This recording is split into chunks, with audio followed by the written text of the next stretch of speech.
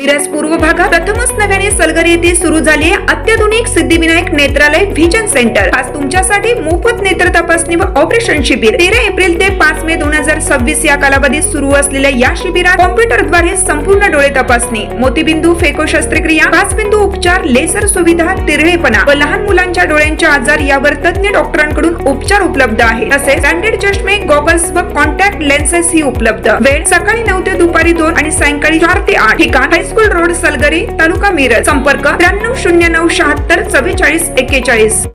प्रत्येक बातमीतील घटनेच्या वास्तविकतेची तुलना थेट पाहत रहा चांगली अपडेट। मिरज तालुक्यातील सलगरेत बुधवारी 13 मे रोजी सायंकाळी सुटलेल्या तुफानी वादळी वाऱ्यासह मुसळधार पावसाने सलगरे आणि परिसरात मोठे नुकसान केले।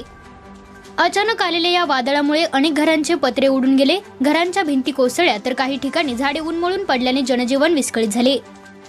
सलगरे येथे सायंकाळी 5च्या सुमारास सुरू झालेल्या वादळी पावसाने काही मिनिटातच भीषण रूप धारण केले। गावातील अनेक कुटुंबांच्या घरांचे मोठ्या प्रमाणात नुकसान झाले असून काही कच्च्या घरांच्या भिंती कोसळल्याने नागरिकांमध्ये भीतीचे वातावरण निर्माण झाले होते। अनेक घरांवरील पत्रे उडून गेल्याने कुटुंबांचे संसार उघड्यावर आले। रात्री उशिरापर्यंत सुरू असलेल्या पावसामुळे अनेकांना सुरक्षित ठिकाणी आश्रय घ्यावा लागला। सलगरे येथील गुरु कांबळे आणि धनराज कांबळे यांच्या घरावरील पत्रे तुफानी वाऱ्याने उडून गेल्याने त्यांचे कुटुंब संकटात सापडले आहे। तसंच गावातील अनेक जनावरांच्या शेडचे मोठ्या प्रमाणात नुकसान झाले असून काही शेड पूर्णपणे कोसळल्याच्या घटना घडल्या, त्यामुळे काही जनावरांना दुखापत झाली आहे। वादळी वाऱ्यामुळे शेती क्षेत्रालाही मोठा फटका बसला असून फळबागांचे मोठ्या प्रमाणात नुकसान झाले आहे। आंबा तसेच इतर फळझाडांची फळे मोठ्या प्रमाणात जमिनीवर पडल्याने शेतकऱ्यांचे आर्थिक नुकसान झाले। काही ठिकाणी झाडांच्या फांद्या तुटून पडल्याने बागांचेही नुकसान झाले आहे।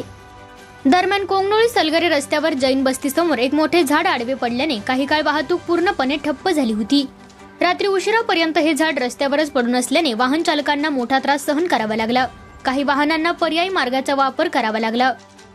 वादळी पावसामुळे अनेक मोठी झाडे उन्मळून पडली असून रस्त्यांवर अडथळे निर्माण झाले होते।